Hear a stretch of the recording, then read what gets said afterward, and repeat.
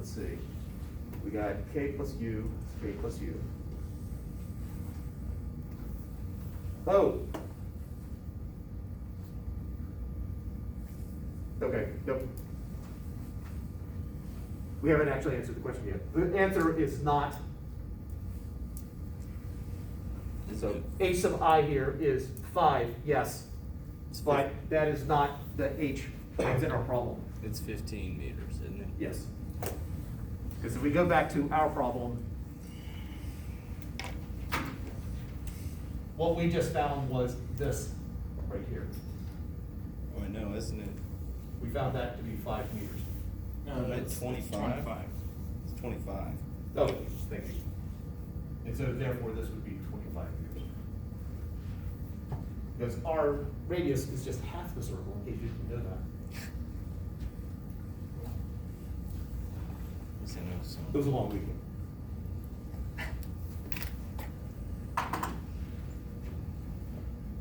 Oh. So obviously, if this were a test, then if you gave them 5 meters, you've done the bulk of it, just missed that last physical interpretation.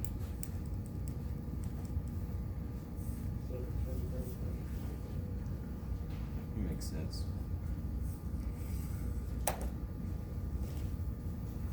All right. Any questions on this before I bring out the slinky? So what like chapters would that have covered? This, Yeah. it's an energy chapter. I regressed. So chapters 8 or 9. So this would be like an energy work problem. Yes. Alright. Cool. I've got a quick question. Okay. Why does normal force plus gravitational force equal mv squared over r? All right, so it's going around a circle and it's upside down. Normal force is perpendicular to the surface, and it's a pushing force, unlike tension, which is a pulling force. So take the other extreme of if the cart is going incredibly fast, then as it goes through here, it's going to be pushing really hard against this, and so it's pushing back on it. So because the surface is above the cart, it's going to be pushing down on the cart. Yep. So that's why, and then gravitational force is also acting down. So because I have those two forces acting down, I would add them. They're in the same direction. Yep. And that's going to be equal to mass times acceleration, and the acceleration is centripetal. V squared r. Yep. Okay, got it. Yep. Well, you just explained it, but I'm still not seeing why it's 25. I'm sorry. Because we found this distance right here is 5 meters, Right. and then the radius is 10, so that's 10 and 10. Oh, yeah, okay, thank you. Can you explain Okay, how got our it. answer found that? To be 5 meters, can you explain that? I'm a little lost there. Because we said h is equal to 0 here, and so the number we were finding, hi is here and h0 is here. So whatever value for h we found for hf is the distance between 0 and where we started. That's what 5 comes from.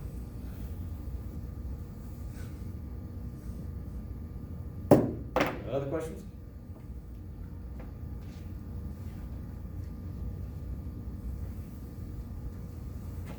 Then it's slinky time.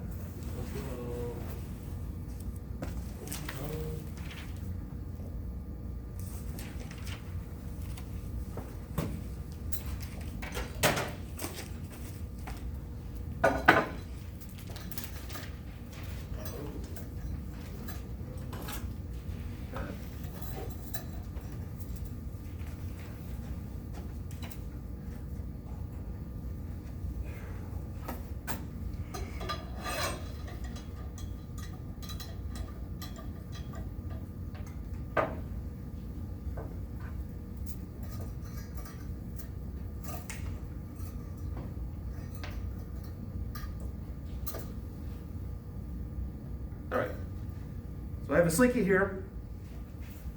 I'm going to add a mass to it, and it's going to stretch. So what I want to figure out first is how far will it stretch?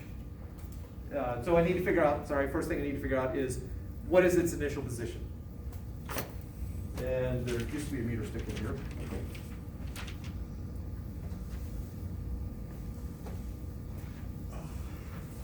I'm going to go grab a meter stick. Or tape measure, something.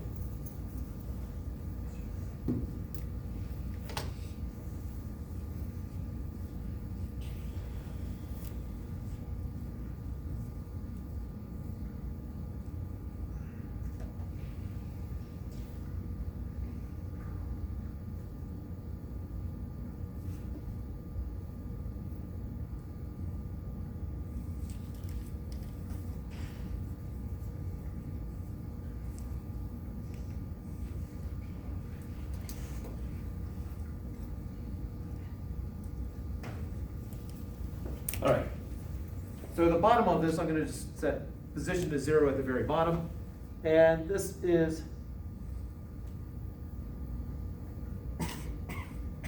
at 45.3 centimeters. So my initial position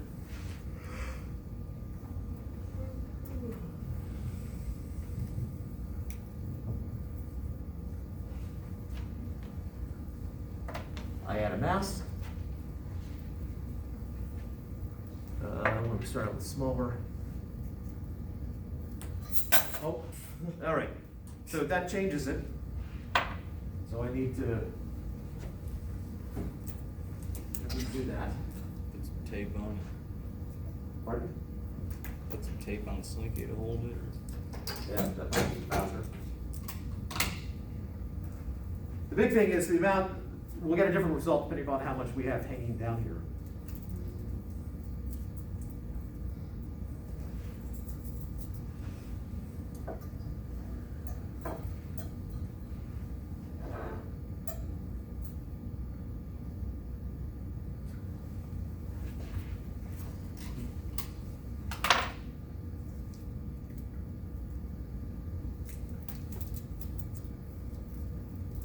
Hopefully that's stable enough.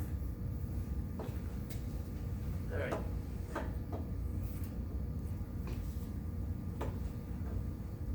Initial position is about 26.7 centimeters.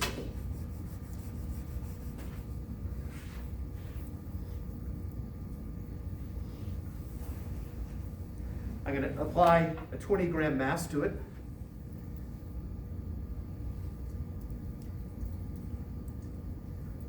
Now, as I add the mass, it does tilt. So what I really want is the sort of the average of those two. So I'm going to measure the low point and the high point here, and just so Pat can see. So I'm going to measure the low point and the high point and just take the middle of that. So the high point, about 19.4.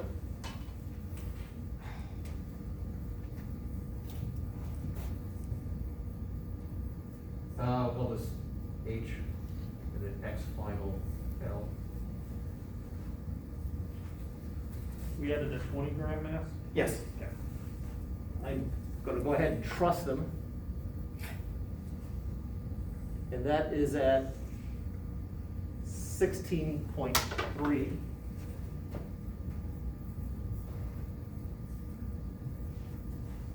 So the average of these two is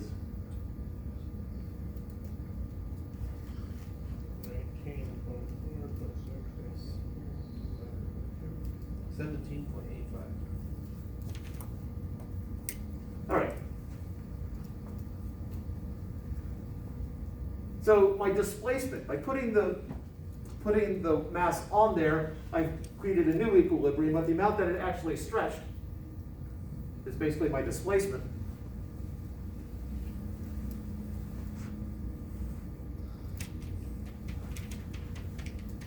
So how much did it stretch? 8.85 centimeters. So let's think about the forces involved here.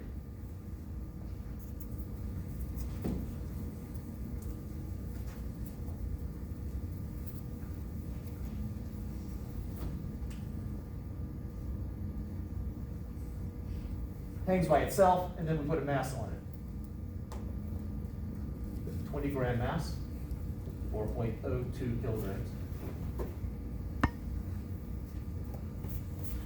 If the spring obeys Hooke's law, then the force that is applied should be directly proportional to how far it's stretched. I know that it's stretched. Wouldn't that be negative 8.85? Depends on which way we want to make positive or negative. You want to make a positive? I just thought since 0 was a measurement from the bottom. Oh, true. I guess I did establish up as positive there. So it is stretched down, that distance there is 8.85 centimeters with that mass on it. Well, I've got two forces acting on this mass. And what are the two forces? The tension acting up and the weight acting down.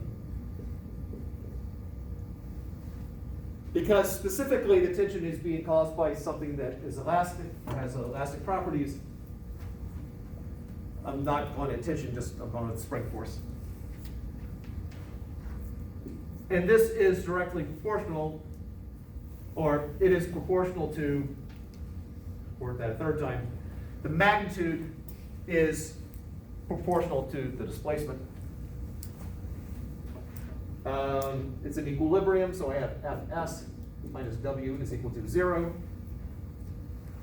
This is equal to K times delta X minus mg equal to 0.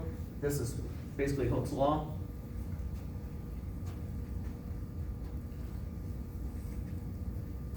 I guess technically, the force is upwards. Trying to work in that negative there.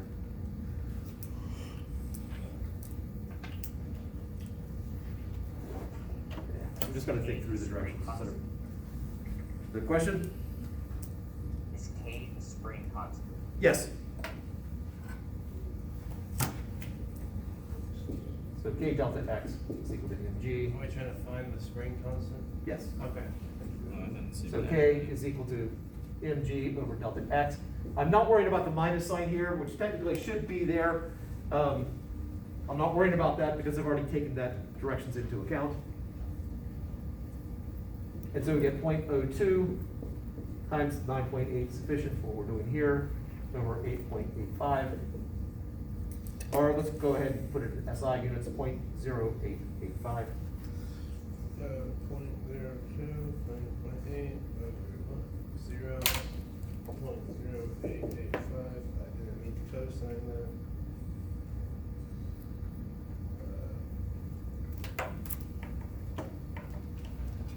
2.2147. Units. Oh. Wouldn't it be Oh. negative? Because the, Is the spring constant's a positive number? The negative, I think technically there would be a negative there, and then the negative here, which would cancel out. oh, okay. I know K is gonna be a positive number, so I just sort of thought through as opposed to playing strict adherence to the math. They're not negative units. Okay. And just meters per second squared. Kilograms. All right, what are the units of mg? Just inches over meters. Yeah, and then the units of this, that's meters, it's newtons per meter. So if I added 40 grams, it should stretch twice as much. Are we gonna try that? We are tempting fate, but let's do it.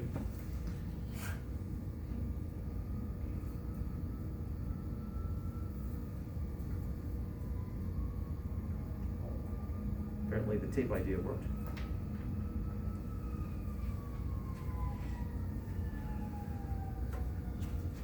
The high side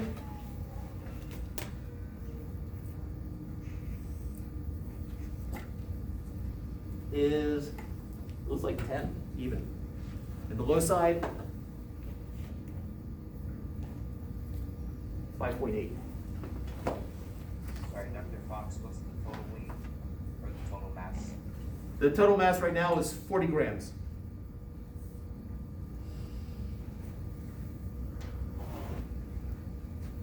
All right, so we have xi, that stays the same. Our new that was 10 centimeters, and XF low was, I think I said 5.8.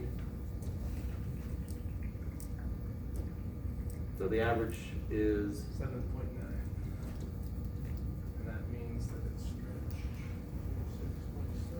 Wait, do we use the displacement from the last? or- no displacement from Okay, initial. minus, So it was around the same, right? Pardon? So K was around the same, right? K should be the same. so. You said it should? Yeah. Negative 18.8 centimeters. As opposed to the predicted of 17.7 centimeters. So that's what we would have predicted. We're off by about a centimeter. So it's about a 6 or 7% error. I'll live with it. What caused the error? Measurements, and, I mean, if this were a lab, we would have done 5 different masses on it, basically come up with some sort of average based upon the slope. All right, with a 20 grams mass on it, I'm now gonna just extend it down, I'm gonna let it bob up and down. If I was looking at this, and I sort of went through time, so just imagine that I've got a position axis and a time axis out this way, my finger's gonna sort of match, so it matches up and down-ish. But then if I extend it along the time axis, A sine wave. and so we can model this with a sine or cosine depending upon your preference. Sine. So first, before we model it, let's do some, oh, I did not want to erase that. Is this gonna keep doing that? Should I get Well, not Nah. forever.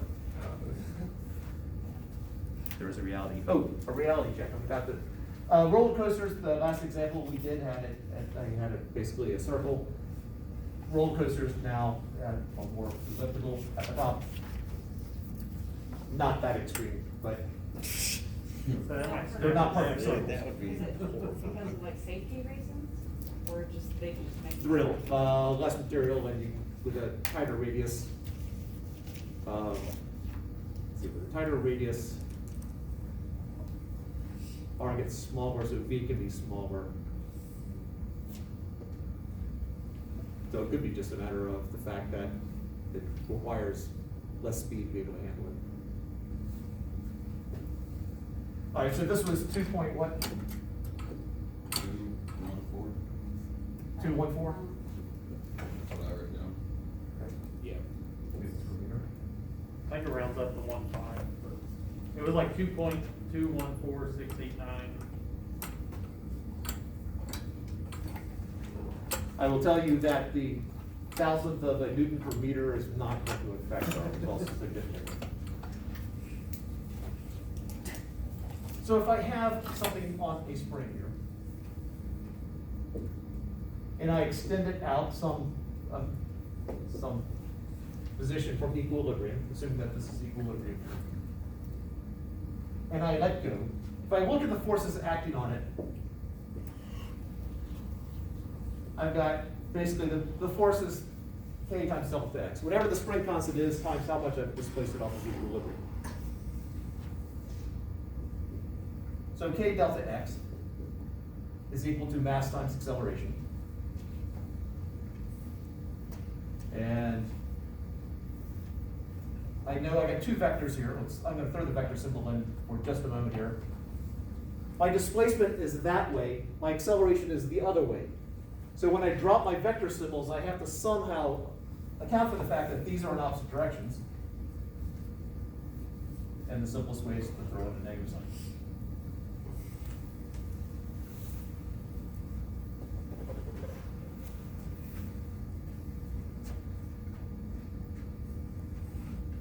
Now we can deal with instantaneous. This is not a 151 course, so we can throw some calculus notation into it.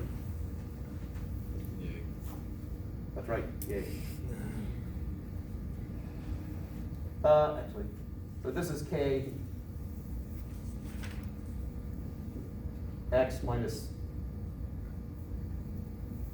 I'm gonna go ahead and establish that is 0. That's x is equal to 0, and so I can just put in a kx here.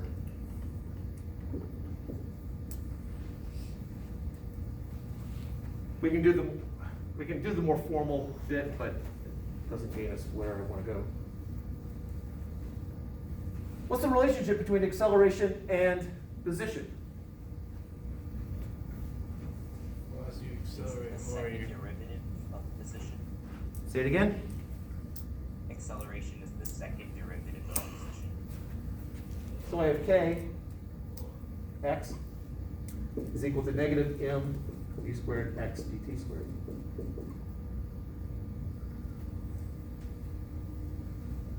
So I need some function whose second derivative basically is going to give me a negative of what I started with. What is a function which does that? sine or cosine. Yes. Well, the second derivative of sine would be negative sine. Yep. And second derivative of cosine would be Negative cosine. negative cosine. So either one. So if x is equal to, I guess Chance originally said sine, so let's do sine. Yeah. Some amplitude times the sine of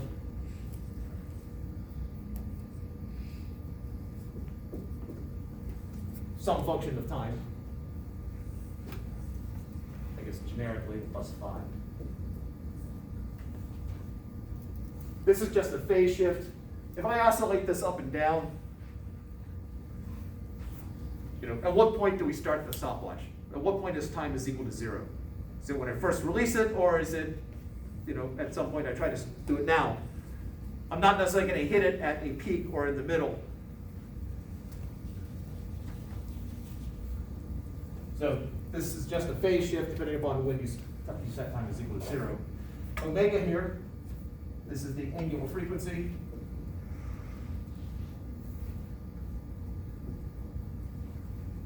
It is an omega, lowercase omega. It is the exact same symbol as angular speed. Matter of fact, it has the exact same units as angular speed. The first derivative with respect to time. Well, what is the first derivative with respect to time?